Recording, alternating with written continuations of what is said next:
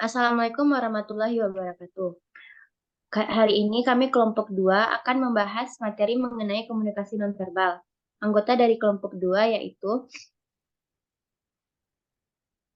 Amira Alia Andini, Muhammad Abi Alwi, Vina Kurnia Azahra, Siti Dinda Wayuni, dan Emilia Donata Putri. Yang pertama tentunya kita akan membahas mengenai pengertian dari komunikasi nonverbal yang akan dibacakan oleh Vina. Kepada Vina dipersilahkan. Baik, sebelumnya terima kasih kepada moderator. Sebelumnya perkenalkan, saya Vina Kurnia Azahra, NIM 210111327, akan menjelaskan tentang pengertian komunikasi nonverbal. Komunikasi nonverbal secara sederhana dapat kita maknai sebagai isyarat atau simbol yang bukan merupakan kata-kata. Menurut Littlejohn 2009, komunikasi nonverbal adalah kumpulan dari perilaku yang ditujukan untuk menyampaikan pesan atau arti. Simbol nonverbal sendiri lebih sulit ditafsirkan dibandingkan komunikasi verbal, dan jauh lebih kaya makna dibandingkan komunikasi nonverbal. Mungkin sekian, saya kembalikan ke moderator.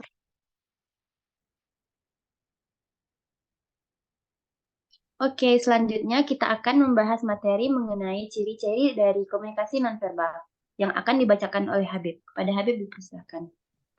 Oke, baik. Terima kasih moderator. Sebelumnya perkenalkan nama saya Muhammad Bialwi, NIM 210111160. Baik, adapun ciri-ciri dari komunikasi nonverbal itu adalah yang pertama adalah komunikasi nonverbal mentransmisikan perasaan. Nah, di sini maksudnya adalah dari komunikasi nonverbal tuh kita bisa menyampaikan perasaan kita.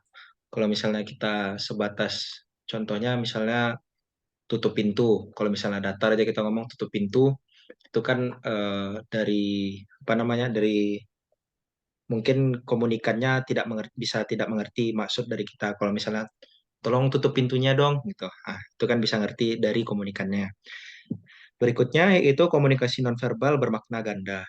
Jadi maksudnya di sini contohnya kayak kalau misalnya kita eh, misalnya kalau kita nganggu, itu bisa bisa banyak maksudnya, dari tergantung dari pengalaman dan persepsi pada masing-masing orang yang melihatnya gitu. Berikutnya yaitu secara umum komunikasi nonverbal terikat oleh kultur budaya.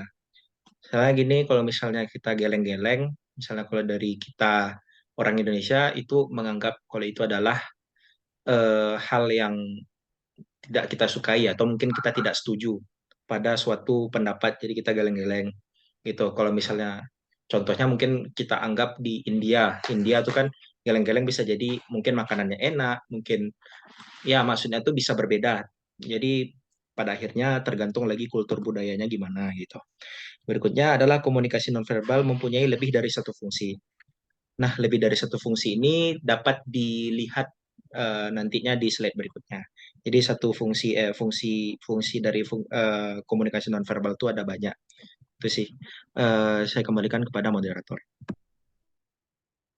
Baik, terima kasih kepada Habib. Selanjutnya kita akan membahas mengenai fungsi dari komunikasi nonverbal yang akan disampaikan oleh Alia. Kepada Alia dipersilakan. Baik, terima kasih kepada moderator. Sebelumnya, perkenalkan saya Mera Aliandini dengan NIM 210111226. Di sini saya akan menjelaskan mengenai fungsi dari komunikasi nonverbal. Nah, yang pertama itu ada membuat komunikasi yang efektif. Lalu yang kedua ada memproduksi makna yang komunikatif. Nah, yang ketiga ini mengkontradiksi atau menegaskan pesan verbal seperti pada dalam yang seperti sarkasme atau sindiran-sindiran yang tajam. Nah, itu bisa komunikasi pesan nonverbal ini bisa memperjelas pesan-pesan tersebut. Nah, yang terakhir ada menggantikan pesan verbal.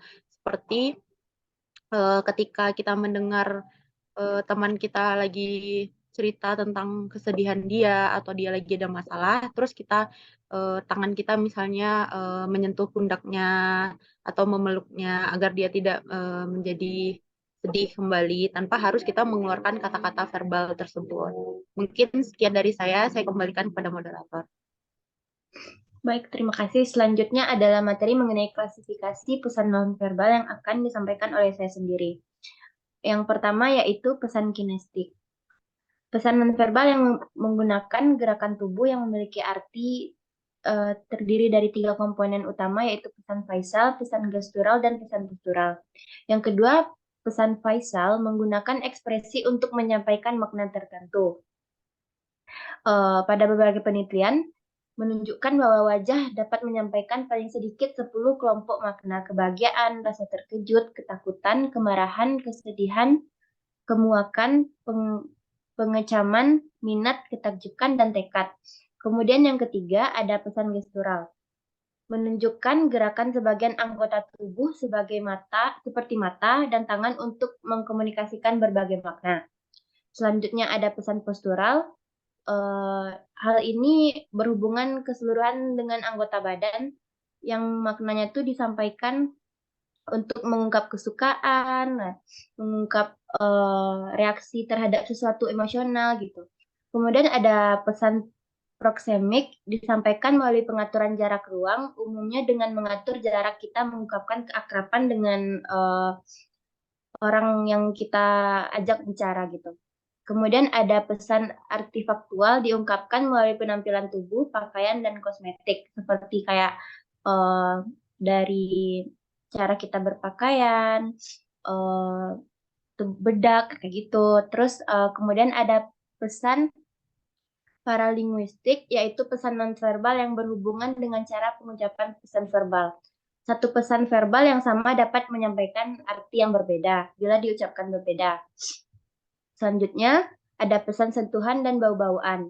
Alat penerima sentuhan adalah kulit yang mampu menerima dan membedakan emosi yang disampaikan melalui sentuhan.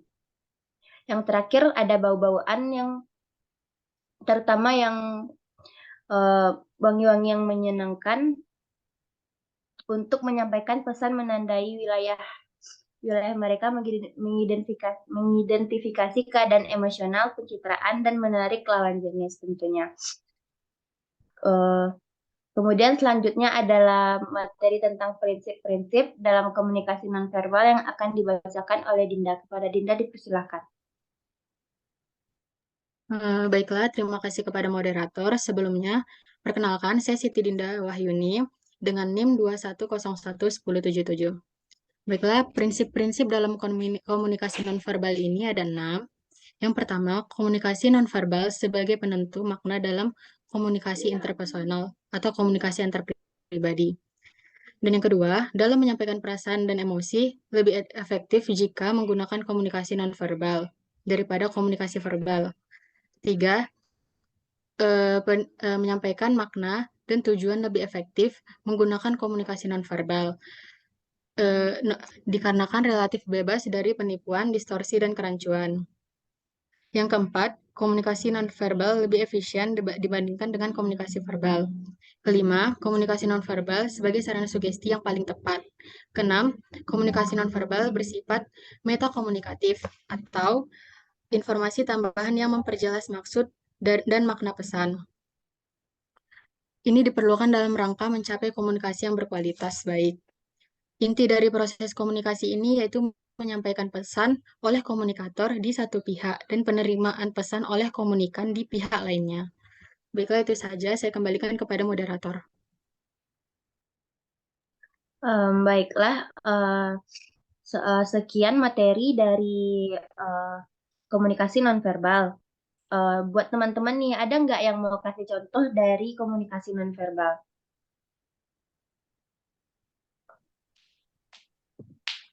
Izin moderator. Oke, silahkan Habib. Kalau untuk dari saya, mungkin yang di PPT ada tuh untuk ekspresi wajah ya. Nah, ekspresi wajah ini contohnya mungkin kalau ketika kita dapat kabar gembira, kita terlalu bersemangat dan kita memberikan senyuman yang lebar gitu.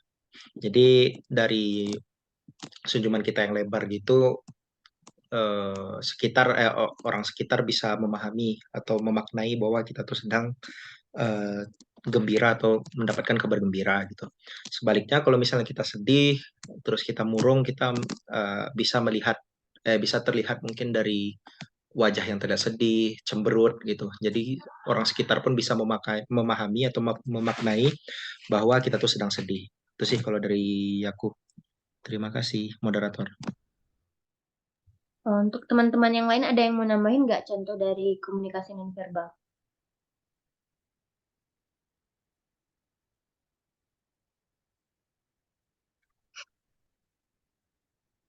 Em, Oke, kalau nggak ada, kayaknya aku aja yang nambahin ya. Kalau dari gestur itu mungkin kayak saat teman kita lagi sedih atau apa, nanti kan kita diusap-usap supaya kita dapat merasakan apa yang dirasakan oleh teman kita.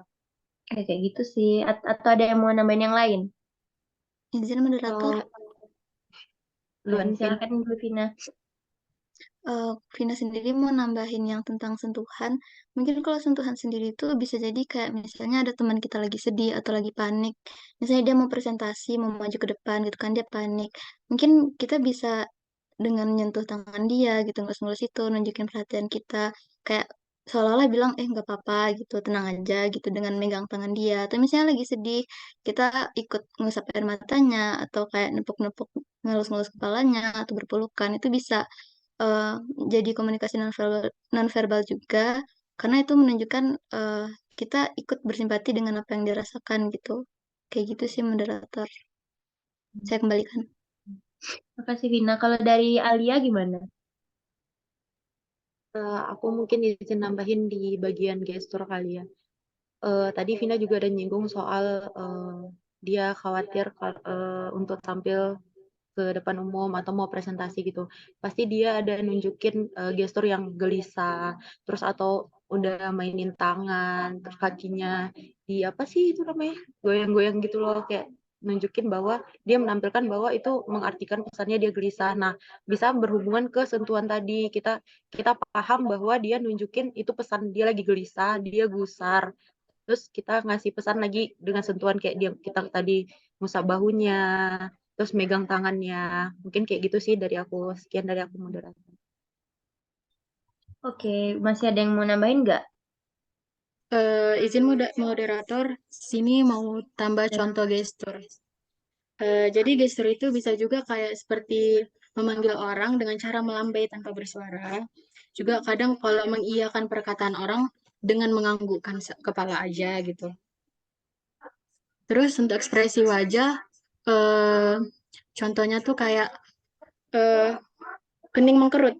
Kening mengkerut itu jadi kayak menandakan dia itu sedang berpikir atau lagi banyak pikiran kayak gitu. Itu aja sih moderator. Oke, baik. Makasih ya teman-teman udah bantu tambahin contoh-contoh dari komunikasi nonverbal. Baiklah, sepertinya sekian dulu pembahasan kita mengenai komunikasi nonverbal. Apabila ada kesalahan, saya sebagai moderator mohon maaf. Wassalamualaikum warahmatullahi wabarakatuh.